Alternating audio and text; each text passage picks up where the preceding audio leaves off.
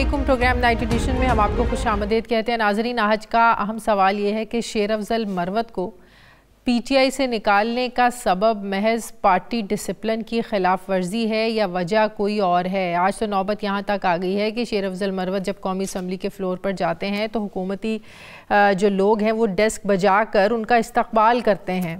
शेर अफजल मरवत क्या वाकई मुश्किल वक्त में नाज़रीन पीटीआई का चेहरा थे या वो प्लांटेड थे? ये सवालात इसलिए उठ रहे हैं क्योंकि उन्हें पार्टी से निकालने पर तहरीक इंसाफ दो ग्रुप्स में तकसीम होती नज़र आई है। कुछ रहनुमा का ख्याल है कि इमरान खान की गैर मौजूदगी और गिरफ्तारियों और मफरूरियों में पीटीआई के लिए कबायली इलाकों से निकलना शेर अफजल मरवत की बहुत बड़ी कॉन्ट्रीब्यूशन थी। लेकिन कुछ रहनुमाओं का इल्ज़ाम है कि शेर अफजल मरवत को तहरीक इंसाफ में प्लांट किया गया, यानी वो मुश्किल वक्त में जितनी आसानी से सब कुछ कर रहे थे वो शायद किसी आशीर्वाद से ही हो रहा था। हामिद खान साहब तो फवाद चौधरी साहब के बारे में भी ये बात करते आए हैं कि फवाद चौधरी साहब को भी पीटीआई में प्लांट किया गया था। ज़ाहिर है इस इल्ज़ाम का किसी के पास कोई सबूत तो नहीं है, अगर है तो अभी तक सामने तो नहीं आया। शेर अफजल मरवत को निकाले जाने पर पार्टी के अंदर एक रिफ्ट, एक तकसीम तो है। कहा जाता है कि पीटीआई के अंदर इस वक्त एक सियासी ग्रुप है तो दूसरा ग्रुप वुकला का है जो भारी है सियासी ग्रुप के ऊपर। ये दोनों आमने सामने हैं। सियासी ग्रुप नहीं चाहता था मगर वुकला ग्रुप की वजह से शेर अफजल मरवत को पार्टी से निकाला गया। ये भी खबरें आई हैं कि वुकला ग्रुप ने इमरान खान को ये भी शिकायत लगाई है कि सवाबी जलसे में 3-4 हज़ार से ज़्यादा लोग नहीं आए और ना ही वज़ीर आला अली अमीन गंडापुर ने जलसे के लिए कोई फ़ंड्स दिए हैं। पीटीआई की तरफ से 2 रोज़ पहले एक नोटिफिकेशन जारी हुआ जिसके मुताबिक पार्टी गाइडलाइंस पर शेर अफजल को अमल ना करने पर इमरान खान की हिदायत पर पार्टी से निकाला गया है, जिस पर शेर अफजल मरवत का ये रद्द-ए-अमल आया कि इमरान खान मेरा लीडर था, है और रहेगा। इसके साथ जहां वो पार्टी से मुझे क्यों निकाला का सवाल पूछ रहे हैं, वहीं वो पार्टी के कुछ लोगों से 2-2 हाथ करने की वार्निंग भी दे रहे हैं। आपको याद होगा कि 9 मई वाक़या और इमरान खान के जेल जाने के बाद जब सारी पार्टी तितर बितर थी, सफ़े अव्वल की लीडरशिप जेलों में थी या फिर गिरफ्तारियों के डर से रूपोश थी, तब ऐसे वक्त में पीटीआई से शेर अफजल मरवत ही थे जो एहतजाजी सियासत को लीड करते नजर आए। वो 8 फरवरी के इलेक्शन से पहले हर उस जगह कारकुनान के पास पहुंचे जहां पहुंचना शायद मुमकिन नहीं था। उन्होंने जलसों से बड़ी कॉर्नर मीटिंग्स करके दिखाई, रैलीज निकाली और हर जगह इमरान खान का पैगाम पहुंचाया। एक तासुर ये भी है कि जब शेर अफजल मरवत की पार्टी कारकुनान में मकबूलियत बढ़ना शुरू हुई, मकबूलियत बढ़ी, तो वो न सिर्फ सिस्टम के रडार पर आए बल्कि उनकी यही पहचान पार्टी के कुछ लोगों से हज़म नहीं हुई और आज तक नहीं हो रही है। शहरयार अफरीदी ये कह रहे हैं कि पार्टी चेयरमैन बैरिस्टर गौहर भी शेर अफजल को हटाने से लाइल्म थे, तो किसके इल्म में था? जबकि इमरान खान ने भी उनके सामने ऐसी कोई बात नहीं की। जबकि सलमान अकरम राजा का ये कहना है कि पार्टी डिसिप्लिन की खिलाफ वर्जी बर्दाश्त नहीं की जा सकती। पीटीआई के अंदर इख्तलाफात एक ऐसे वक्त में नाजरीन रिपोर्ट हो रहे हैं, सामने आ रहे हैं। ये रिफ्ट ऐसे वक्त में सामने आ रही है जब वो तो हुकूमत को टफ टाइम देने के लिए ऑपोजिशन अलायंस बनाने की कोशिशें कर रहे हैं। दूसरी तरफ पीटीआई को नाजरीन उम्मीद थी कि इमरान खान ने आर्मी चीफ को जो अब तक 3 ख़त लिखे हैं उस पर कोई मुस्बत रद्द-ए-अमल आएगा, लेकिन ऐसा लग रहा है कि मौजूदा सेटअप में अभी तक पीटीआई के लिए कोई लचक पैदा नहीं हुई है। गुज़श्ता रोज़ सहाफ़ियों से गैर रस्मी गुफ्तगू में आर्मी चीफ ने वाज़ेह किया कि मुझे किसी का कोई ख़त नहीं मिला। उन्होंने कहा कि अगर मुझे कोई ख़त आया भी तो पढ़ूंगा नहीं बल्कि बग़ैर पढ़े ही वज़ीर आज़म को भिजवा दूंगा। तो ऐसे में सवाल उठता है कि तहरीक इंसाफ के लिए क्या इस्टेब्लिशमेंट के दरवाजे बंद हैं? तहरीक इंसाफ की इतनी कोशिशों के बावजूद भी लगता है इस्टेब्लिशमेंट तहरीक इंसाफ के साथ बात करने के मूड में नहीं है। और अब आर्मी चीफ के वाज़ेह मौक़िफ़ आने के बाद क्या मज़ीद कोशिशें इनकी जारी रहेंगी? क्या दरवाज़ा ही खटखटाएंगे? ऐसे ही मैं बात करूँगी। मुझे ज्वाइन करें opposition leader Punjab assembly Malik Ahmad Khan Bhachar साहब। अस्सलाम वालेकुम, बहुत बहुत शुक्रिया बच्चर साहब आपका। बच्चर साहब, पहले भी जब शेर अफजल मरवत हों या दूसरे रहनुमा हों, उनके इख्तलाफात की वजह से पार्टी में जब एक रिफ्ट बढ़ती थी तो आप लोग हमेशा ये कहते थे कि पार्टी का अंदरूनी मामला है, ये तो जमहूरियत का हुस्न है, ये पार्टियों में ये जमहूरियत की निशानी होती है कि हर कोई अपनी जो है ना वो राय का इजहार करता है, इख्तलाफात सामने लेकर आता है। लेकिन ये तो हंडिया जो है बीच चौराहे में ऐसे फूट रही है कि सवाल लोग ये उठाना शुरू हो गए हैं। शेर अफजल मरवत साहब कह रहे हैं कि मुझे क्यों निकाला, जो कभी नवाज शरीफ साहब कहा करते थे मुझे क्यों निकाला, तो ये निकालने की बात तो कर रहे हैं। बैरिस्टर गौहर साहब को भी कहा जा रहा है कि उनको भी पता नहीं है, तो पता किसको था कि खान साहब ने ये कहा है, हिदायत जारी की है कि शेर अफजल मरवत को पार्टी से निकाल दिया जाए? देखिए जी, बात यह है कि बड़ी पार्टीज में ऐसे एक्शन होते हैं। शेर अफजल मरवत साहब की अपनी अहमियत है, और मेरा नहीं ख्याल कि इस पार्टी को कोई इस तरह की आने जाने से किसी का इतनी बड़ी पार्टीज को फर्क पड़ता है। लेकिन शेर अफजल मरवत साहब पार्टी के लिए उनकी खिदमत बिल्कुल हैं, और आज भी अली अमीन गंडापुर साहब मिले हैं चेयरमैन से, और मेरे ख्याल में काफ़ी सीनियर लेवल पे जो लीडर्स हैं हमारे, जो सीनियर क़यादत है, वो इस बारे में सोच रही है और कायल कर रही है। ये चीज़ें शोकाज नोटिस होते हैं, पार्टी से निकाला जाता है, पार्टी में वापस भी ले लिया जाता है। ये मैं नहीं समझता कि ये कोई इतनी बड़ी बात है। मैं इसको फिर यही कहूँगा कि ये पार्टी का अंदरूनी मामला है, और पार्टी के अंदरूनी मामला अंदरूनी तौर पर डील किया जाए, नहीं तो तमाशा बनता है ना। अब शेर अफजल मरवत साहब कौमी असम्बली में आते हैं तो हुकूमती लोग डेस्क बजाकर ऐसे इस्तकबाल करते हैं कि घर की लड़ाई को बाहर के लोग इंजॉय कर रहे हैं, तमाशा बन रहा है, और आप कह रहे हैं कि जमहूरियत में होता है ऐसे। मैं आपको देखिए, वो तो उनके पास अपना तो है कुछ नहीं। मैंने उस दिन भी आपके प्रोग्राम में अर्ज किया था कि पाकिस्तान तहरीक इंसाफ का छोटा से छोटा काम भी वो समझा जाता है कि पूरा दुनिया देखेगी, लोग देखेंगे, व्यूज आएंगे। वो जो उन्होंने डेस्क बजाए हैं, वो तो इसका मतलब ये है कि उनकी अपनी पार्टी में आपकी इसका मतलब है आपकी अंदरूनी लड़ाइयों से खुश हो रहे हैं ना। मेरे ख्याल में वो खुश इसलिए हो रहे हैं, लड़ाई से नहीं। शेर अफजल खान से खुश इसलिए हो रहे हैं कि ये एक नई डेवलपमेंट तो है। एक सीनियर आदमी है, वो पार्टी से निकाले गए हैं और अभी तक वो कह रहे हैं कि मैं पार्टी के साथ हूँ। तो मेरा नहीं ख्याल कि ये चीज को ज्यादा लंबी चलेगी। ये तो फवाद चौधरी साहब भी कहते हैं कि मैं पीटीआई हमेशा मेरे साथ थी, मैं पीटीआई के साथ हूँ, मैं पीटीआई के साथ रहूंगा। वो बात तो हमेशा वो भी ये बात करते हैं। देखिए, उनके बारे में तो चेयरमैन साहब कह चुके हैं, जो फवाद चौधरी साहब हैं, जिस किस्म के हमारे और भाई हैं, उनके बारे में वो कह चुके हैं कि जब वो बाहर इंशाल्लाह आएंगे तो केस टू केस वो स्टडी करेंगे। तो मेरा नहीं ख्याल कि इसमें अब कोई अभाम रह गया है। क्या ये बात दुरुस्त है कि पार्टी के जो सियासी लोग हैं उन पर वुकला जो ग्रुप है वो हावी है, और वही अंदर जा जाकर जो है वो खान साहब को एक की चार लगाकर बताते हैं। ये बात शेर अफजल मरवत साहब भी कर रहे हैं कि अगर 10 वुकला मिलने जाते हैं, केस एक लड़ा होता है, बाकी जो है वो लगाई बुझाई करने जाते हैं, झूठ बोलने जाते हैं, गलत बातें बताने जाते हैं, गलत फहमियाँ पैदा करने के लिए जाते हैं। क्या ये आप जैसे सियासी लोग इस बात को मानते हैं कि ग्रुप जो वुकला ग्रुप है वो हावी है आप लोगों पर? देखिए, मैं पंजाब की हद तक तो कह सकता हूँ, इधर तो कोई ऐसी इंटरफेरेंस नहीं है। हम तो इंडिपेंडेंटली पार्टी की हिदायत के मुताबिक काम कर रहे हैं। हमें तो हिदायत आती हैं, मुझे खुद खान साहब ने बुला के लास्ट टाइम जो हिदायत दी उसके मुताबिक असेंबली चला रहे हैं, या हमें सेक्रेटरी जनरल की तरफ से हिदायत आ जाती हैं, सलमान अकरम राजा साहब की तरफ से, या उमर अयूब साहब हैं उनकी तरफ से आ जाती हैं, चेयरमैन जो हमारे अपोजिशन लीडर सेनेट हैं शिबली फराज। तो हम तो ये आपस में ही हम चल रहे हैं। पंजाब की हद तक तो मैं इसको डिनाई करूंगा कि हमारे ऊपर तो कोई ऐसी बात नहीं है। अगर को केपीके की सूरत हाल, जब पर्टिकुलरली शेर अफजल मरवत साहब की सूरत हाल पर है, तो वो तो एक अलहदा केस है। लेकिन पंजाब की हद तक तो हम अपना इंडिपेंडेंटली काम कर रहे हैं जी। हमारे ऊपर कोई किसी किस्म का कोई। आर्मी चीफ को 3 खत लिखे, लेकिन कल जो आर्मी चीफ साहब ने एक सहाफ़ियों से गैर रस्मी सी गुफ्तगू की, उन्होंने कहा कि पहली बात तो खत मिला नहीं, मिला तो पढ़ूंगा नहीं, और पढ़े बगैर वज़ीर आज़म को भिजवा दूंगा। तो ये वैल्यू है प्राइम मिनिस्टर साहब के, साबिक जो वज़ीर आज़म है उनके ख़त की, इमरान खान साहब के। आर्मी चीफ साहब तो पढ़ना भी उनको गवारा नहीं है, वो तो पढ़ना भी नहीं चाहते खत। देखिए, खत लिखने और पढ़ने का ये मतलब नहीं होता। जो खुला खत होता है ना जी, वो को डाक के जरिए उस पते पे नहीं जाता। अच्छा। और मैंने पहले भी फर्ज की थी कि ये खुला खत एक अवाम के लिए ये होता है, और उसी अवाम के जो खतूत, और जिस तरह ये अब पब्लिश हो चुका है ये खत, जिसमें 5 नुकात खान साहब ने बताए हैं, और मेरे ख्याल में ये जितने भी नुकात हैं ये पूरे पाकिस्तान की अक्कासी हुई है।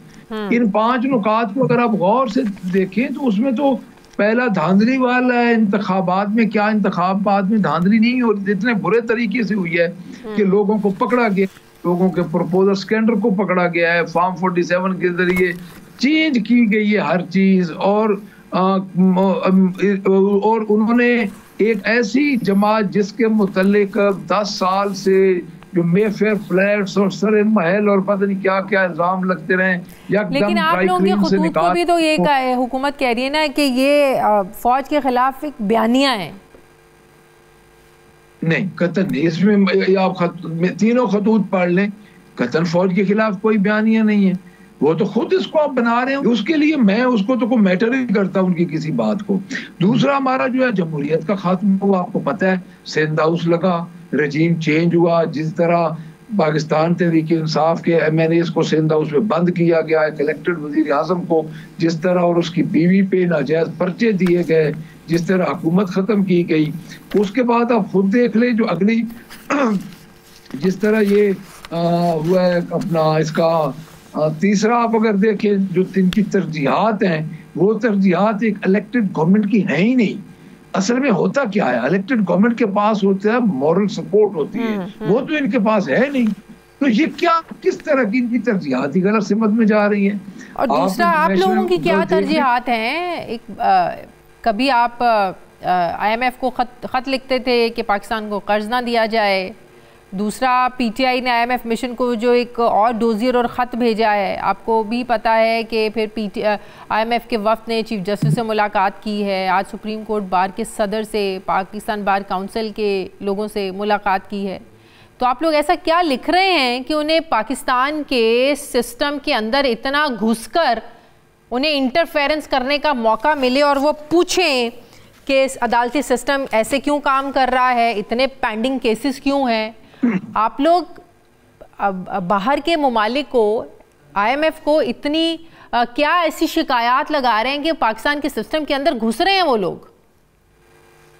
देखिए, मेरी बात सुने, अब मैं शाजिया मैं आपको बताता हूँ, बात ये है कि क्या जो आज सिस्टम चल रहा है, इस सिस्टम में क्या आपका करप्शन में आपका 233 से 216 नंबर, क्या आप ये समझती हैं कि आप वर्ल्ड बैंक की रिपोर्ट के मुताबिक आप 7% महंगाई नहीं बढ़ी?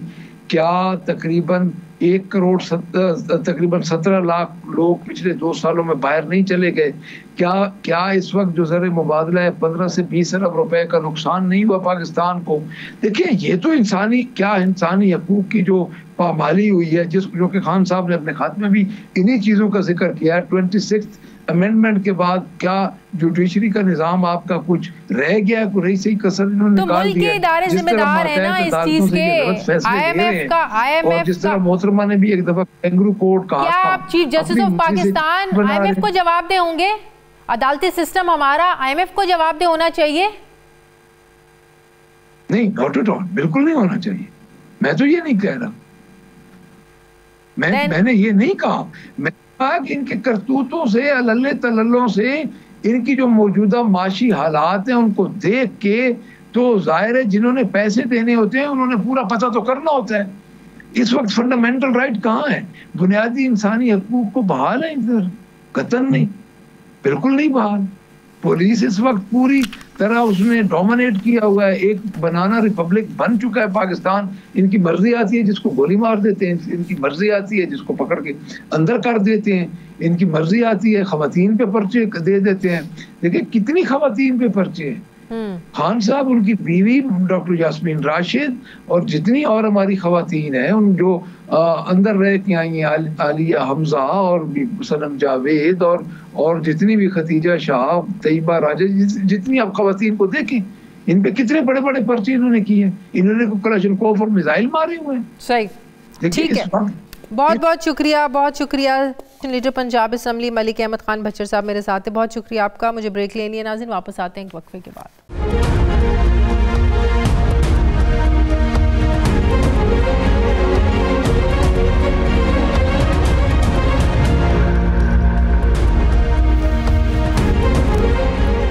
ब्रेक के बाद एक बार फिर से आपको खुशामदीद कहते हैं नाज़रीन। मुल्की तारीख की मतनाज़ तरीन 26वीं आईनी तरमीम की मंजूरी के बाद जजिस के तहफ़्फ़ुज़ात, वकला का एहतजाज और अपोजिशन के एतराज़ात के बावजूद सुप्रीम कोर्ट के 6 मुस्तकिल और एक कायम मकाम जज ने आज हल्फ उठाया है। यही नहीं, 3 हाई कोर्ट्स के कायम मकाम चीफ जस्टिस ने भी अपने ओहदे संभाल लिए हैं। जहां एक तरफ जजिस ने काम करना शुरू कर दिया है, वहीं इस्लामाबाद हाई कोर्ट के 5 जजिस की रिप्रेजेंटेशन यानी एतराज़ को मुस्तरद होने पर अब वो सुप्रीम कोर्ट का दरवाज़ा खटखटाना चाहते हैं। नाजरीन, ये सारा मामला तब शुरू हुआ जब 1 फरवरी को लाहौर, सिंध और बलूचिस्तान हाईकोर्ट से एक जज इस्लामाबाद हाईकोर्ट में लगाकर सीनियरिटी लिस्ट को बदला गया, जिसके बाद लाहौर हाईकोर्ट से इस्लामाबाद हाईकोर्ट में ट्रांसफ़र होने वाले justice Sarfaraz Dogar most senior जज बन गए, जबकि जस्टिस मोहसिन अख्तर कियानी दूसरे नंबर पर चले गए हैं। इस्लामाबाद हाईकोर्ट के 5 जजेस ने अपने चीफ जस्टिस आमिर फारूक को ये दरख्वास्त भेजी थी, जिसमें उन्होंने ये कहा था कि आइन के मुताबिक दूसरी हाईकोर्ट से आने वाले जज को नया हल्फ लेना होगा और इस जज की सीनियरिटी नए हल्फ के मुताबिक तय होगी। लेकिन उनकी इस रिप्रेजेंटेशन को मुस्तरद करते हुए इस्लामाबाद हाईकोर्ट की सीनियरिटी लिस्ट को बरकरार रखा और कहा कि सूबाई हाईकोर्ट से ट्रांसफ़र होने वाले जज को नया हल्फ लेना ज़रूरी नहीं है। जस्टिस सरफराज डोगर की सीनियरिटी पर चीफ जस्टिस ऑफ पाकिस्तान और अटॉर्नी जनरल भी एक पेज पर नहीं है। Chief justice of Pakistan justice Yahya Afridi ने 2 रोज़ पहले सहाफ़ियों से बात करते हुए कहा था कि इस्लामाबाद हाईकोर्ट के 5 जजेस की सीनियरिटी में जस्टिस सरफराज डोगर का नाम नहीं होना चाहिए था, जिसकी उस वक्त अटॉर्नी जनरल ने उस वक्त तायद की थी। लेकिन गुज़श्ता रोज़ अटॉर्नी जनरल का नया मौक़िफ़ सामने आया, जिसमें उन्होंने कहा कि वो चीफ जस्टिस के तहफ़्फ़ुज़ात से मुत्तफ़िक़ नहीं है। हाईकोर्ट से जजेस का तबादला आर्जी नहीं होता, बल्कि यह अवामी मफाद में किया जाता है। तो सवाल यह है कि क्या दूसरी हाईकोर्ट से आने वाले जज को नया हल्फ लेना ज़रूरी होता है? सीनियरिटी का तयन कब से और कैसे होगा? जजेस की तरफ से उठाए गए एतराज़ात किस हद तक दुरुस्त हैं? नाजरीन, जहां एक तरफ जजेस की तयनातियों को लेकर जजेस में एक डिवाइडेड नज़र आते हैं, वहीं पाकिस्तान में मौजूद IMF वफ्द की आला अदलिया से मुलाकातों पर भी सवाल उठ रहे हैं। IMF वफ्द की आज सुप्रीम कोर्ट बार एसोसिएशन से मुलाकात हुई, जिसमें करप्शन के खात्मे, बैरूनी सरमायाकारी के लिए माहौल साजगार होना, इस पर बात हुई। इससे पहले 11 फरवरी को IMF वफ्द की चीफ जस्टिस ऑफ पाकिस्तान से भी मुलाकात हुई। तो सवाल यह है कि पाकिस्तान की तारीख में कभी भी IMF का डेलीगेशन अदलिया के आला हुकाम से ऐसे मुलाकातें उन्होंने नहीं की हैं, तो इस बार ये मुलाकातें क्यों करवाई जा रही हैं? PTI ने भी IMF मिशन को डोज़ियर और ख़त भेजा। तो अब इस पर तनकीद हो रही है कि क्या ये सब हमारे अदालती निज़ाम में मदाखलत नहीं है? क्या हमारा जो अदालती सिस्टम है ये IMF को जवाबदेह हैं? IMF क्यों पाकिस्तानी सिस्टम के अंदर इतना ज़्यादा इंटरफेयर कर रहा है? ख़बरें ये भी हैं नाजरीन कि हुकूमत सुप्रीम कोर्ट के 2 सीनियर तरीन जजेस के ख़िलाफ़ रेफरेंस लाने का बेइरादा रखती है। वज़ीर आज़म के मुशीर राना सनाउल्लाह ये कह रहे हैं कि 2 सीनियर जजेस की वजह से सुप्रीम कोर्ट के मामलात नहीं चल रहे। वो हर मामले में ख़त लिखते हैं, बॉयकॉट करते हैं, जबकि सेनेटर इरफान सिद्दीकी इस बात की तरदीद कर रहे हैं। उनका ये कहना है कि हुकूमत का जजेस के खिलाफ रेफरेंस बनाने का कोई इरादा नहीं है। तो सवाल यह है कि क्या जमहूरियत में इख्तलाफ राय का हक नहीं है? किन किन जजेस के खिलाफ रेफरेंस बनाया जा सकता है? इस हवाले से जस्टिस मंसूर अली शाह साहब से भी ये सवाल हुआ था कि आपके सुना है आपके खिलाफ रेफरेंस लाया जा रहा है, तो उन्होंने कहा जब कुछ किया ही नहीं तो रेफरेंस किस बात का और डर किस बात का, ये उन्होंने जवाब दिया था जस्टिस मंसूर साहब ने। मैं बात करूंगी, मुझे ज्वाइन कर रहे हैं माहिर कानून हाफिज़ हुसैन अहमद साहब। अस्सलाम वालेकुम, बहुत बहुत शुक्रिया हाफिज़ साहब। जो रिजर्वेशंस सूबाई हाई कोर्ट से लाए हुए जजेस और सीनियरिटी के हवाले से इस्लामाबाद हाई कोर्ट के 5 जजेस की हैं, वही सुप्रीम कोर्ट के चीफ जस्टिस की भी हैं। याहिया अफरीदी साहब भी वही बात कर रहे हैं। तो क्या आप समझते हैं कि उनके जो तहफ़्फ़ुज़ात हैं वो सुप्रीम कोर्ट में दुरुस्त तरीके से एड्रेस होंगे? बिस्मिल्लाहिर्रहमानिर्रहीम। शादिया, आपने बड़ा लंबा इंट्रो किया है और मुख्तलिफ आपने एस्पेक्ट्स की बात की है। आपने 26वीं आईनी तरमीम पे बात की है, उसके बाद जजेस के कंसर्न्स पे बात की है, इस्लामाबाद हाई कोर्ट के अंदर जो एक सीनियरिटी केस पे आया है। तो मैं पहले आपका इस्लामाबाद हाई कोर्ट के अंदर आता हूँ। आर्टिकल 200 के अंदर पाकिस्तान के आइन के अंदर किसी भी जज को जो सुपीरियर कोर्ट का है यानी कि हाई कोर्ट का है, उसे दूसरी हाई कोर्ट के अंदर ट्रांसफर किया जा सकता है। और ये सिर्फ पाकिस्तान नहीं है, दुनिया के कई ममालिक ऐसे हैं जहाँ पे कॉमन लॉ कंट्रीज है, जिस तरह इंडिया है, बरतानिया है, अमेरिका है, या उसके बाद सिविल लॉ कंट्रीज हैं जिसमें जर्मनी भी है, ब्राज़ील भी है, उसके बाद यूरोपियन कंट्रीज है। वहाँ पे जुडिशरी का from one high court to another high court एक रूटीन का मैटर होता है और उसके अंदर किया जा सकता है। और वो उसके अंदर ये भी एक एस्पेक्ट इंपॉर्टेंट है कि इन कई ममालिक के अंदर जजेस की कॉन्सेंट जो है वो नहीं ली जाती। अगर उस किसी जगह प्रेसिडेंट इसको करता है, किसी जगह चीफ एग्जीक्यूटिव करता है, और वो सिर्फ कॉन्फ्रेंस जो है वो उस मुल्क के हाईएस्ट जुडिशियल ऑफिसर यानी कि चीफ जस्टिस के साथ होती है। लेकिन टाइमिंग इज इम्पोर्टेंट ना, कि किस टाइम पर आप ऐसी तब्दीलियां कर रहे हैं और किस दौर में कर रहे हैं। या तो देखें शादिया, या तो फिर ये है कि आप सिर्फ टाइमिंग पे बात कर लें या सिर्फ कॉन्स्टिट्यूशन पे बात कर लें। अभी सिर्फ है कॉन्स्टिट्यूशन पे बात, उसके बाद वो आगे है कि उसका नेगेटिव है या पॉजिटिव इंपैक्ट जो भी है। कॉन्स्टिट्यूशन के अंदर ये है कि 4 चीजें दुनिया भर के अंदर सेटल्ड हैं। नंबर 1 ये है कि किसी भी हाई कोर्ट के जज को दूसरी हाई कोर्ट के अंदर ट्रांसफर किया जा सकता है, किसी जगह उसकी कॉन्करेंस जरूरी है, किसी जगह नहीं है। नंबर 2 उसके अंदर ये है कि किसी जज को अगर आप दूसरी जगह ट्रांसफर करते हैं तो उसकी सीनियरिटी जो है वो उसी डेट ऑफ इनिशियल अपॉइंटमेंट से की जाती है जिस वक्त उसने किसी भी हाई कोर्ट के जज के तौर पे ओथ लिया हो। नंबर 3 उस चीज के अंदर ये है कि जब आप उसको किसी जगह लेके जाते हैं तो उसकी जो सीनियरिटी है उसको आप किसी तरह डाउनग्रेड नहीं कर सकते। और नंबर 4 ये है कि अगर कोई जज एक दफा कॉन्स्टिट्यूशन के नीचे ओथ ले लेता है तो जब दूसरी जगह एज ए ट्रांसफर जज के तौर पे काम करता है तो उसको दूसरा ओथ जो है वो रिक्वायर्ड नहीं है और लॉ उसको डिमांड नहीं करता। मुझे समझ में नहीं आ रहा, ये सारी आईनी बातें जब आयन में लिखी हैं तो इस्लामाबाद हाईकोर्ट के उन 5 जजेस को वो चीजें नजर क्यों नहीं आती? फिर देखिए चीज ये है कि उन्होंने अपने कंसर्न्स किए हैं कि जी हमारे ये कंसर्न्स है। पहले उनका कंसर्न ये आया कि जज ट्रांसफर नहीं होना चाहिए, दूसरा उनका कंसर्न ये आया कि नहीं आया है तो उसे नया ओथ लेना चाहिए। अब 2 चीजें जो हैं वो ऑलरेडी दुनिया भर के अंदर सेटल्ड है और जिस रिप्रेजेंटेशन का फैसला चीफ जस्टिस ने किया है उन्होंने इंडियन कोर्ट की जजमेंट का भी हवाला दिया। 4 इस वक्त शाजिया इसके ऊपर Indian high court, Indian supreme court की जजमेंट आ चुकी है और चारों की चारों जो है वो दुनिया का एक यूनिवर्सल एस्टैब्लिश प्रिंसिपल है कि ना जज दूसरा ओथ लेता है, ना उसकी सीनियरिटी डिस्टर्ब की जाती है, ना उसके पर्क्स प्रिविलेजेस को कम किया जाता है और ना ही ये है कि जब उसे किसी जगह लेके जाएंगे तो वो उस लिस्ट के नीचे आएगा। उसकी इनिशियल अपॉइंटमेंट की जो है आपकी अपॉइंटमेंट जो है वही उसकी थ्रू आउट पाकिस्तान या थ्रू सारे हाई कोर्ट्स के अंदर चलती है। अब ये है कि उन्होंने रिप्रेजेंटेशन डाली है, ठीक है, उनकी लेजिटिमेट एक्सपेक्टेशंस है वो रिजेक्ट हुई है। अब मामला जो है वो हाई कोर्ट सुप्रीम कोर्ट के अंदर जाएगा। हाई कोर्ट के चीफ जस्टिस से होता हुआ आर्टिकल 184(3) के अंदर अगर वो पिटीशंस फाइल करते हैं और ये पाकिस्तान की अपनी नवीयत की पहली पिटीशन होगी कि जिसके अंदर जो है पहले हमारे पास कुछ 1-2 फैसले ऐसे हैं कि जिसके अंदर इंटर से हाई कोर्ट मिनॉरिटी की जजमेंट है, ये पहली एक आएगी और लेट्स से कि पाकिस्तान की सुप्रीम कोर्ट फैसला क्या करती है।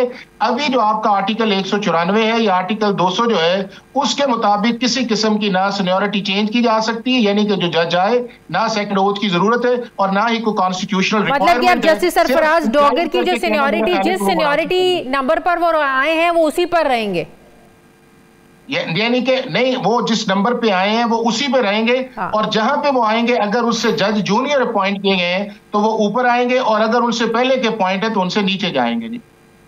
अच्छा ठीक है। अच्छा दूसरा मामला जो IMF का वफ्द मिल रहा है, आज सुप्रीम कोर्ट बार के सदर से भी मिला, 11 फरवरी को चीफ जस्टिस ऑफ पाकिस्तान से भी मिला।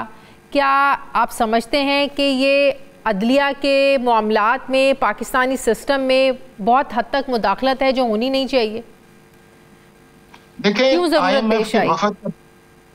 IMF के वफद का मिलना जो है वो उसके दोनों एस्पेक्ट से मुनासिब भी है, नहीं भी मुनासिब, लेकिन मैं ये समझता हूं कि जिस कॉन्टेक्स्ट के अंदर मिला गया है उससे ज्यादा हमने उनको और चीजों की तरफ ले गए हैं। वो मिला उसके अंदर ये है कि उसने आपके मुल्क के अंदर एक रोड मैप दिया हुआ है रिफॉर्म्स का। उस रिफॉर्म्स के अंदर कई फैक्टर्स आते हैं और उनमें से एक बहुत बड़ा फैक्टर जो है जो आपकी रेवेन्यू कलेक्शन का है वो आता है आपका टैक्स का जी। और टैक्स के अंदर आपके 3000 अरब से ज्यादा केसेस जो है वो मुख्तलिफ फोरम्स के अंदर पड़े हुए हैं, वो ट्रिब्यूनल्स भी है, वो हाई कोर्ट भी है, वो सुप्रीम कोर्ट के अंदर है। और दूसरा ये है कि जब भी कोई इंटरनेशनल इन्वेस्टर पाकिस्तान के अंदर आता है तो पाकिस्तान के लीगल फ्रेमवर्क के ऊपर या पाकिस्तान की कोर्ट्स के ऊपर एक सवाल उठाता है। वो चाहे आपको पाकिस्तान स्टील मिल की सूरत के केस के अंदर नजर आए, चाहे वो आपको रेकडक केस के अंदर नजर आए, और चाहे आप किसी से भी जाके पूछे जो पाकिस्तान के अंदर है या बाहर है, उन्हें पाकिस्तान के सिस्टम के अंदर काफी इंप्रूवमेंट पे वो बात करते हैं। मेरा ये ख्याल ये है कि चीफ जस्टिस ने कोई मीटिंग डिजायर नहीं की होगी, ये उन्होंने मिनिस्ट्री ऑफ फाइनेंस ने कहा है, उन्होंने अपने कंसर्न्स डेफिनेटली बताए होंगे और मेरा ख्याल है चीफ जस्टिस ऑलरेडी इस चीज के अंदर अवेयर हैं और उन्होंने इसके ऊपर काम भी किया है कि नहीं इस सिस्टम के अंदर जो है वो बेहतरी की गुंजाइश है इस मुल्क के अंदर। मतलब कि हम IMF को भी, हमारा अदालती सिस्टम अब IMF को भी जवाबदेह बन गया है।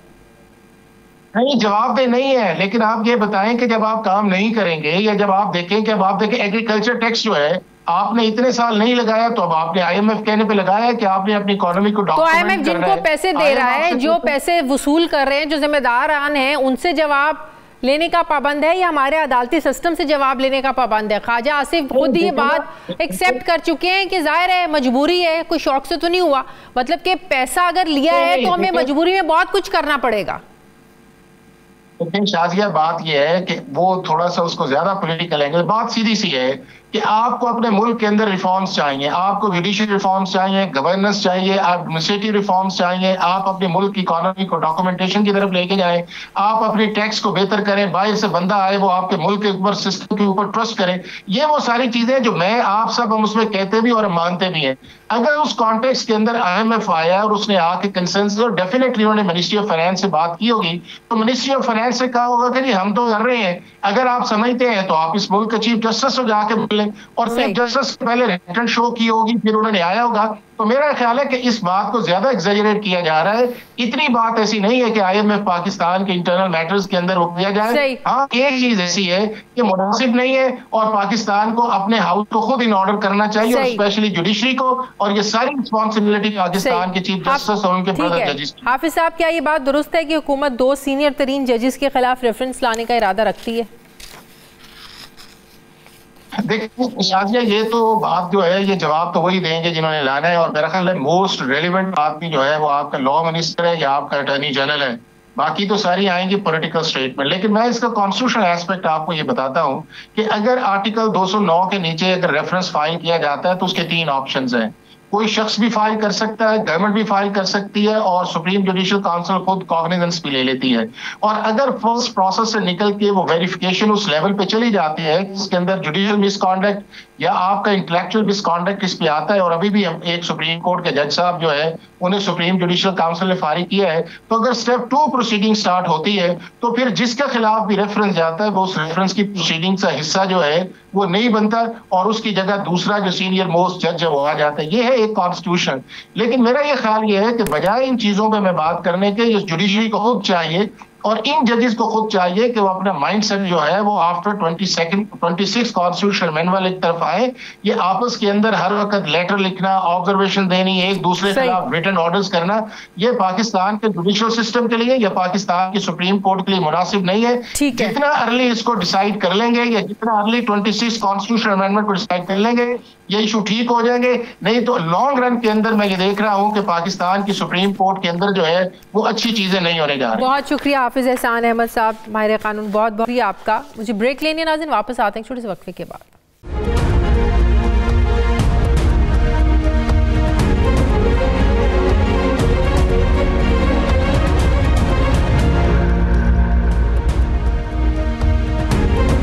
ब्रेक के बाद एक बार फिर से आपको खुशामदीद कहते हैं। नाज़रीन, मुल्क की तारीख में कोई ही हुकूमत होगी जिसे मीडिया की इख्तलाफी आवाज़ें पसंद आती हों।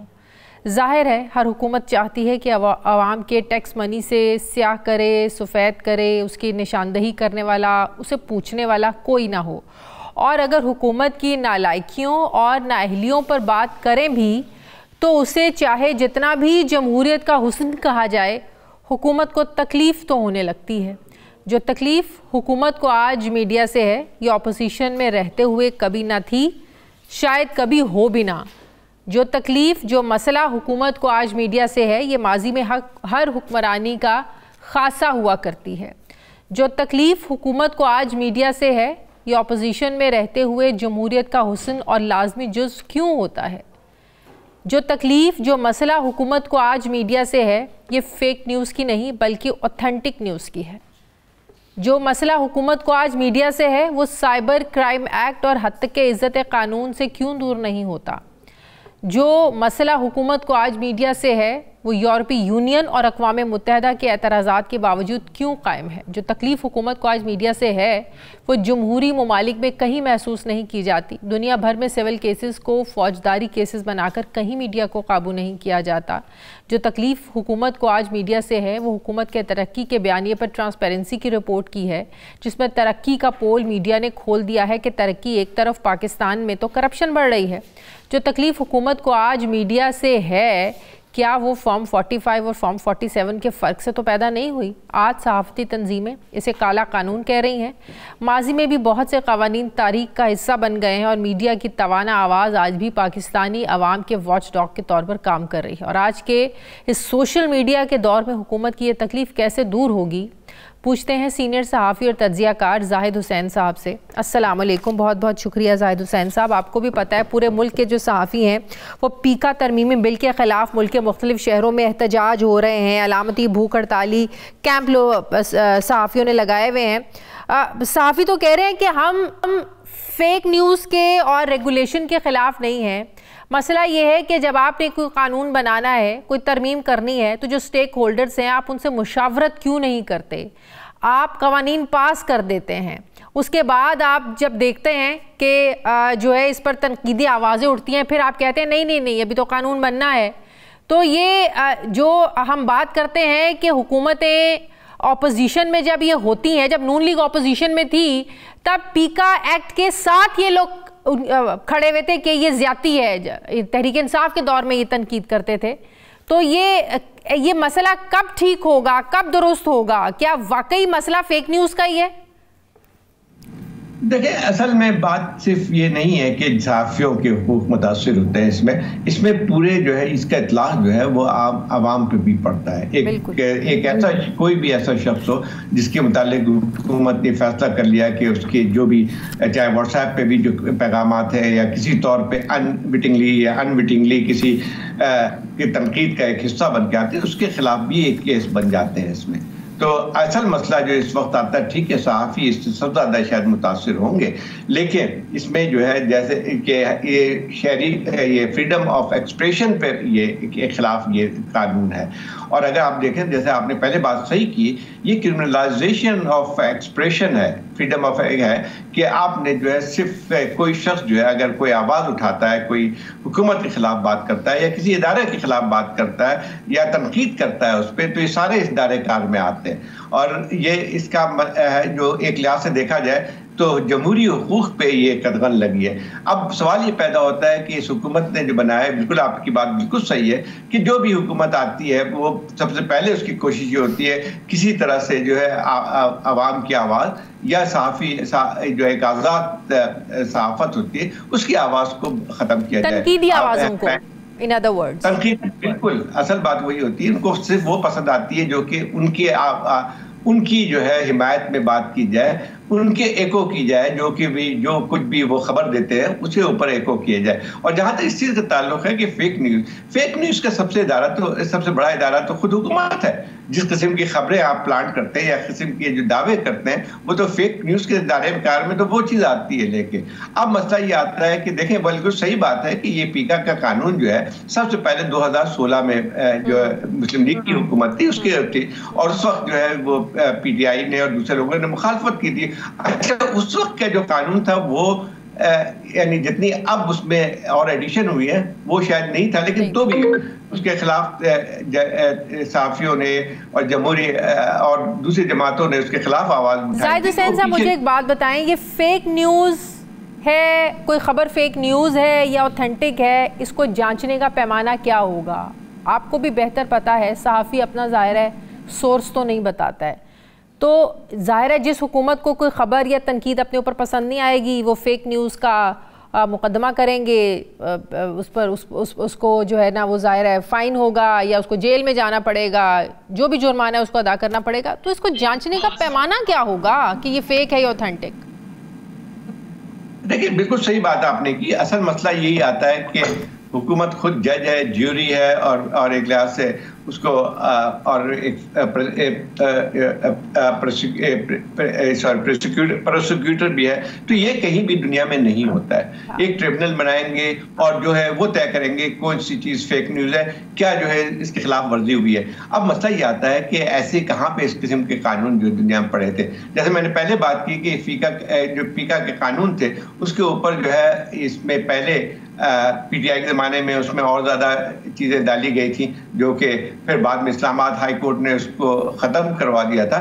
अब जो है उससे ज़्यादा जो है एक सख्त है। अब इसमें सबसे बड़ी बात ये आती है कि देखें, ठीक है ये फेक न्यूज़ जो है उसके खिलाफ कार्रवाई होनी चाहिए, लेकिन कार्रवाई का तरीका ये नहीं होता है। कार्रवाई का तरीका ये नहीं होता है कि हुकूमत ये तय करे कि क्या चीज़ गलत है क्या चीज़ सही है, और फिर हुकूमत की मर्जी पे होगी कि अगर फर्ज जैसे ही उन्होंने कहा है कि किसी इदारे के खिलाफ या किसी उस पर जो है आप तनकीद नहीं कर सकते, लेकिन असल बताया जाए कि अगर इदारे अपने आईनी हकूक अपने दायरेकार से तजावुज़ करते हैं तो क्या उन पर तनकीद कैसे जो है वो गलत हो सकती है। और ये बात पहले भी है, जब जमहूरियत का तकाजा यही होता है कि आप अगर तनकीद की इजाज़त नहीं देंगे तो वो इस्लाह भी नहीं हो सकती उस चीज़ की। दूसरी एक और बात भी आती है कि देखें आप सोशल मीडिया से ये लोग खौफजदा क्यों हैं, उसकी एक सबसे बड़ी वजह ये है कि इन्होंने इलेक्ट्रॉनिक मीडिया को एक हद तक जो है उन्होंने कंट्रोल कर लिया है। तो उसमें अब ये यकीनी तौर पे लोगों का एतमाद आहिस्ता आहिस्ता खत्म होता जा रहा है। वो समझते हैं कि हर चीज यहाँ वहाँ पे जो मसला ये है, आप देखें ना, हर सियासी जमात का अपना सोशल मीडिया सेल्स सबने बनाए हुए हैं, अपने सोशल मीडिया को कोई काबू करने को तैयार नहीं है।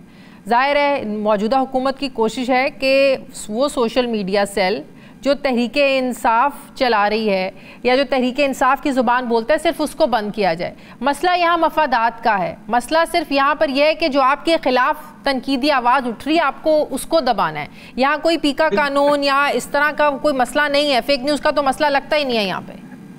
बिल्कुल सही बात है, मतलब फेक न्यूज़ की बात नहीं है। असल बात यह है कि जो गवर्नमेंट की मुखालफत में जो चीज़ आएगी वो जो है उस चीज़ को आप ख़त्म करना चाहते हैं। असल देखिए एक और बात भी आती है कि ये पहले भी इस किस्म के कानून पास होते रहे, लेकिन मेरा ख्याल ये कि जितना सख्त कानून अब पास में उसकी तारीख की मिसाल नहीं मिलती है। अब मैं समझता हूँ कि इसकी फेक न्यूज़ की जो बात करते हैं या सोशल मीडिया से इनको जो खौफ आ रहा है उसकी एक वजह साफ ये आती है कि देखें आप इलेक्ट्रॉनिक मीडिया को या मेन स्ट्रीम मीडिया को एक हद तक कंट्रोल तो कर सकते हैं अपने उन कार्रवाइयों की, जिससे हम जानते हैं कि किस तरह से हिदायतनामे आते हैं कि आप ये करें ये ना करें। लेकिन सोशल मीडिया एक ऐसा प्लेटफॉर्म हो गया है जिसको आप उस तरह से कंट्रोल नहीं कर सकते हैं, और इसके लिए आप तो जिसके पास एक फोन है वो भी सहाफ़ी है, जिसके पास इस तरह की टेक्नोलॉजी, हर कोई तो सहाफ़ी है, किस किस को कंट्रोल करेंगे। और सबसे बड़ी बात, जो मुल्क से बाहर बैठा है उसको आपने कैसे कंट्रोल करना है, उसका तो कोई एजेंडा नहीं है आपके पास। बिल्कुल सही कह रहे हैं। बात यही कि अच्छा अगर फर्ज कीजिए, ठीक है मैं मानता हूं इस बात को कि बहुत सारी चीज़ें सोशल मीडिया में ऐसी आती है जो कि मैं समझता हूं कि उसके एक फेक न्यूज़ के दायरेकार में आती है, बहुत फैलाई भी जाती है। लेकिन फेक न्यूज़ को ख़त्म करने का तरीका दूसरा होता है जो दुनिया के दूसरे ममालिक में एक लाइबल लॉज आपके स्ट्रांग होते हैं कि अगर किसी पे गलत इल्ज़ामात लगाए जाते हैं तो उसके खिलाफ जो है अदालत में जाने का उसको हक मिलना चाहिए और उसको और मजबूत कर सकते हैं। लेकिन एक ब्लैंकेट एक कानून जो बनाते हैं इसका मतलब ये हुआ कि आपका असल मकसद कुछ और है, ये नहीं है कि फेक न्यूज़ को ख़त्म किया जाए। और दूसरी बात यह है कि आप बताएं कि इदारों पर तनकीद कैसे जो है गलत हो जाती है, कैसे वो नेशनल सिक्योरिटी के दायरे से का खतरा बन के आती है। आप मुझे बताइए कि लोगों का एतमाद इसलिए भी बढ़ रहा है सोशल मीडिया पे कि वो समझते हैं कि जो उनको दूसरे जराये से मेन स्ट्रीम मीडिया से जो चीज़ मिल रही है वो आधी सच होती है। और आधे मेन स्ट्रीम मीडिया को तो अब कंट्रोल मीडिया के नाम से जाना जाता है सर। बिल्कुल सही बात है। तो इसी में देखें, एक मैं मिसाल बताता हूँ, 26 नवंबर को जो वाक़या इस्लामाबाद में, उसको छोड़ दें कितनी अमवात हुई कितने नहीं हुई वो तो अलग मसला आता है, लेकिन बहुत कुछ हुआ है उस 26 नवंबर को। और फिर हिदायतनामे आ जाते हैं इसमें इलेक्ट्रॉनिक मीडिया को कि आप इस चीज़ को खबर नहीं देंगे। तो क्या हुआ, फिर लोगों ने जाके सोशल मीडिया से मालूम करना शुरू किया कि हुआ क्या है। उसमें बहुत सारे हक़ाइक़ भी आए सामने। जान का पकड़ा जाना, इट्स अ बिग एग्जांपल। बिल्कुल वही बात है कि उसको पकड़ा, इसलिए पकड़ा आपने कि उस चीज़ को आप जो सच्चाई को छुपाना चाहते हैं। ठीक, उसमें बहुत ज़्यादा एग्जैजरेशन भी हो सकती है, लेकिन जब आप जब मेन स्ट्रीम पे पाबंदी लगाएंगे तो लोग मजबूरन जो है वो सोशल मीडिया की तरफ जाएंगे। आज मैं तो लोग समझता हूँ आज की दुनिया तब्दील हो चुकी है, शायद इनको अंदाज़ा हो या ना हो। देखें अब बात ये तो एक आम आदमी के पास भी एक फ़ोन होता है और उसमें जो है उसमें इंटरनेट भी होता है, वो सारे जो है वो हर चीज़ को देखता रहता है। मैं जिससे ही बात करता हूँ वो हमेशा किसी ना किसी वीलॉग का जिक्र करता है या किसी ना किसी जो है और इस किस्म के जो प्लेटफॉर्म्स होते हैं उसका जिक्र करता है जब किसी लेकिन अनफॉर्चुनेटली होता है यहाँ पे है ना सर, आज तहरीक इंसाफ अगर हमारे साथ खड़ी है, सहाफ़ियों के साथ खड़ी है, कल को इन्हें इक़्तिदार मिलेगा, कल ये हमारे ऑपोजिट खड़े होंगे, कल ये नून लीग वाले हमारे साथ खड़े होंगे। अनफॉर्चुनेटली हमारे मुल्क में ये होता है, दोनों चीज होती है कि जो है वो आप पोजीशन में होते हैं तो फिर आवाज़ें उठाते हैं, लेकिन आप जब हुकूमत में होते हैं तो अपने आप को तहफ़्फ़ुज़ करने के लिए जो है इस किस्म के कानून पास करते हैं। ये बात सही है, लेकिन सब ये भूल जाते हैं जब ये किस्म के कानून बनाते हैं कि वही कानून का इतलाक़ आप पे होगा जब आप अपोजिशन पे होते हैं। आप इक़्तिदार में हमेशा रह नहीं सकते। दूसरी एक और बात भी आती है कि अगर यानी इस वक्त जो है सबसे बड़ा मसला आता है कि जब एक मजबूत हुकूमत होती है जिसके अवाम का मैंडेट हासिल होता है, वो तनकीद से डरती नहीं है। और एक लिहाज से जो है, इसी लिहाज से आप देखें कि पाजी में भी हम देखा ऐसी हुकूमतें रही हैं जहाँ पे आज़ाद सहाफत होती थी, उनको एतमाद था कि वो अवाम के एतमाद से आए, तो वो जो है कभी भी इस किस्म की पाबंदी नहीं लगाते थे। आज जो सूरत हाल है ये है कि असल चीज़ जो है इस कानून बनाने की वो ये है कि इस हुकूमत को अपने आप पे एतमाद नहीं है। उनको भी पता है कि आपके पास जो एक लेजिटिमेसी आपकी एक क्वेश्चनेबल है, और क्वेश्चनेबल में जब आप आते हैं इक़्तिदार से, फिर ये सारी अगर अपने ऊपर एतमाद होता तो 8 फरवरी के इंतखाबात पे जुडिशल कमीशन बन चुका होता, तहरीक इंसाफ के साथ मुज़ाकरात ऐसे नाकाम ना होते। बिल्कुल सही बात है कि सबसे बड़ी बात यह है कि जब आप अवाम के जो हुकूक को तस्लीम नहीं करेंगे तो उसकी नतीजे में एक्सट्रीमिज्म भी पैदा होती है। सही, बहुत शुक्रिया सीनियर सहाफ़ी तज्ज़ियाकार जाहिद हुसैन साहब मेरे साथ, बहुत शुक्रिया आपका। मुझे ब्रेक लेनी है नाज़रीन, वापस आते हैं एक छोटे से वक्फे के बाद।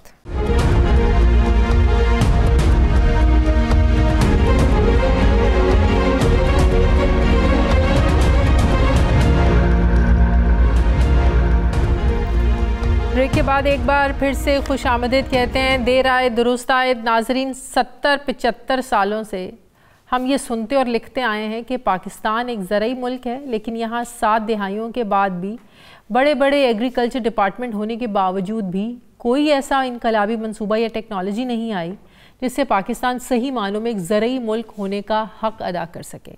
हमारी ज़मीनें हैं, किसान हैं, आज भी कभी खाद तो कभी ट्रैक्टर पर सब्सिडी के मंसूबे शुरू किए जाते हैं और वही रिवायती खेती बाड़ी के ज़रिए ज़राअत का सारा निज़ाम आज तक चल रहा है। ये पहली बार हो रहा है कि पाक फ़ौज के ताउन से एक ऐसा मंसूबा सामने आया है जिसमें रेगिस्तानों और बंजर ज़मीनों पर बेहतर काश्तकारी करने के मंसूबे पर काम हो रहा है। ग्रीन पाकिस्तान इनिशिएटिव का प्रोग्राम SIFC के ताउन से शुरू किया गया है, जिसके तहत पंजाब से 8 लाख एकड़ जबकि सिंध से 52,000 एकड़ बंजर ज़मीन हासिल की गई है और इसको काबिल काश्त बनाया जा रहा है। इस मंसूबे के पहले साल में अब तक 65,000 बंजर ज़मीन को कामयाबी से काबिल काश्त बनाया जा चुका है। सिर्फ यही नहीं, इस प्रोग्राम के ज़रिए मकामी काश्तकारों को ज़रई मशीनरी ख़रीदने की बजाय आसान किराए पर देने की सहूलत भी दी जा रही है। आज army chief general Syed Asim Munir और वज़ीर आला पंजाब मरियम नवाज़ ने भी ग्रीन कॉर्पोरेट इनिशिएटिव के तहत जारी कई मंसूबों का इफ्तिताह किया ताकि पाकिस्तान ज़रई इनकलाब लाने के ख्वाब को पूरा किया जा सके। इसी पर मैं बात करूंगी माहिर मईशियत डॉक्टर खाकान नजीब साहब से कि किस तरह ये जो मंसूबा है पसमानदा इलाकों की ज़िंदगी में इनकलाब बर्पा करेगा और इसका क्या क्या इसके फ़वाइद हासिल होंगे। अस्सलाम वालेकुम, बहुत बहुत शुक्रिया डॉक्टर साहब आपका। डॉक्टर साहब, ये किस हद तक जो हमारी ज़रई इंडस्ट्री है, हमारे एग्रीकल्चर इंडस्ट्री है, उसमें इनकलाब आएगा और किसानों के लिए जो है वो ज़बरदस्त किस्म का एक ये मंसूबा होगा? शाजी साहब, आपने बड़ी अच्छी बात सामने रखी कि 77 साल में पहले अगर आसान तरीन समझना हो कि खड़े कहाँ हैं एग्रीकल्चर में, तो here's the following data. Pakistan का वीट टन्स पर हेक्टर जो है उगाता वो 3 है, तो चाइना 5.77 यानी कि 6 है, डबल है यानी कि tonnage per hectare. Cotton Pakistan 570 kilogram पर हेक्टर, चाइना मतलब आप चूंकि मैं बार बार चाइना की मिसाल देता हूं कि उन्होंने कैसे तरक्की की है, अपने मुल्क को कैसे पॉवर्टी से निकाला है, 2000 किलोग्राम पर hectare. Sugar cane Pakistan 67 ton पर हेक्टर, पेरू यानी कि जो बहुत ही आगे हैं लोग वो डबल हैं हमसे 126।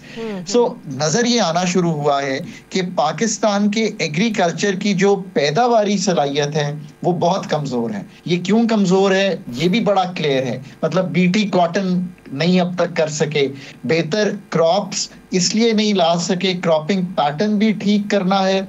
पाकिस्तान की जो जमीन, जैसे भी आपने कहा 70,000 एकड़ अभी तक फर्टाइल करने की कोशिश हो रही है, ये जो ग्रीन पाकिस्तान इनिशिएटिव है इसके तहत।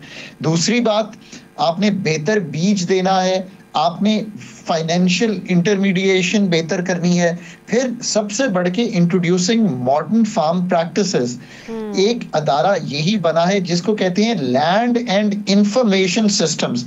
आप जरा दूर दराज इलाकों में जाइए तो क्या उनके पास सॉइल, वाटर, वेदर डेटा उस तरह मौजूद होता है जो सॉल्यूशंस फराहम कर सकें? तो ये करने की कोशिश की जा रही है। तो बात ये है कि अगर बंजर ज़मीनों पर ये सब कुछ हो सकता है, बंजर ज़मीनों को काबिल काश्त बनाकर एक ज़रूरी लिहाज से हम एक इनकलाब ला सकते हैं या किसानों को बहुत ज़्यादा फ़वाइद दे सकते हैं, ये जो ग्रीन पाकिस्तान इनिशिएटिव ये जो हम शुरू करने जा रहे हैं, तो ऑलरेडी जो हमारी ज़रूरी लैंड्स हैं वहाँ पर भी अगर पाक फ़ौज की खिदमात हासिल की जाएँ तो ज़रा आप सोचें कि जो हम कहते हैं कि ज़राअत का शोबा 22% और 37% मुलाजमत के मौक़े फ़राहम करता है, इसके बावजूद मुल्क GDP से ज़ायद को ज़ाहिर कभी गंदम, दालों और ऑयल सीड्स की क़िल्लत का हमें सामना रहता है। आपको पता है हर साल ये हम रोते हैं कि गंदम कभी एक्सपोर्ट करते हैं तो कभी एक्सपोर्ट करते हैं, चीनी एक्सपोर्ट करनी है या इम्पोर्ट करनी है, मतलब कि ये रोने हमारे लगे रहते हैं पूरा साल। तो पाक फ़ौज के ताउन से तो फिर तो ये पूरे मुल्क में बड़ा ज़बरदस्त इनकलाब आ सकता है। देखिए, पाकिस्तान का जो एग्रीकल्चर है इस साल भी 5.5 मिलियन बेल्स जो हैं हम पाकिस्तान में कॉटन की लेंगे और हमारी ज़रूरत 12 मिलियन बेल्स की है। इस साल भी 7 मिलियन बेल्स इंपोर्ट करेंगे। हाँ। इसकी $1 की कॉस्ट है। सो समझने की कोशिश करें, पाकिस्तान 10 से $11 की food and agri products import करता है और पाकिस्तान की एक्सपोर्ट $7 के करीब है। अगर ये $4 का गैप ही निकल आए तो ये करंट अकाउंट का मसला है, यानी कि बैरूनी खसारे का, ये संभलना शुरू हो जाएगा।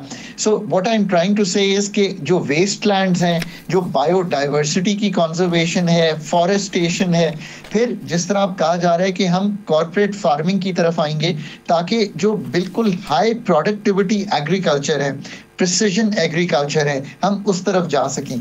It is I think Pakistan का अगर कोई ऐसा 2 से 3 साल में एरिया है जिसमें पैदावारी सलाहियत को तब्दील कर कर ना सिर्फ फूड सिक्योरिटी पाकिस्तान की, इनकम्स ऑफ एग्रीकल्चर 40% के करीब लेबर एम्प्लॉयड है, उसको बेहतर कर सकते हैं, बल्कि अपना एक्सपोर्ट इंपोर्ट का फूड सिक्योरिटी के लिहाज से जो गैप है उसको भी पूरा कर सकते हैं। पाकिस्तान ने इतने अदारे बनाए हैं, ऐसा नहीं है कि अदारे यार पहले नहीं बने। PARC, Pakistan agriculture research council, agri universities, मैं तो बार बार कहता हूं कि इनको आउटपुट बेस्ड पूछें, ये ना पूछें कि इतने मुलाजमीन रख लिए और इतनी सैलरी जा रही है। सो पाकिस्तान हैज टू, अच्छा इससे लॉन्गर टर्म जो बात है, मैंने हमेशा कहा क्रॉपिंग पैटर्न ठीक करना, यानी कि what are the best crops that Pakistan should be doing and what is it that we should be importing after exporting, जो हमारी बेस्ट क्रॉप्स हैं। और फिर जो इन्वेस्टमेंट इन एग्रीकल्चर है वो तो लो इसलिए रहती है बिकॉज उसकी जो कॉर्पोरेटाइजेशन नहीं है। अभी तक हम पाकिस्तान में इसको फॉर्मल निज़ाम में नहीं ला सके, तो ये सारे काम तो मस्ट हैं करने। एंड ये पहला एरिया इसलिए है कि अगर कॉटन बनेगी तो आपकी चलेगी। तो आप ये कह रहे हैं कि ये इस प्रोग्राम के आने के बाद हमारा जो ट्रेड डेफिसिट है उसको कम करने में बहुत ज़्यादा मदद मिलेगी।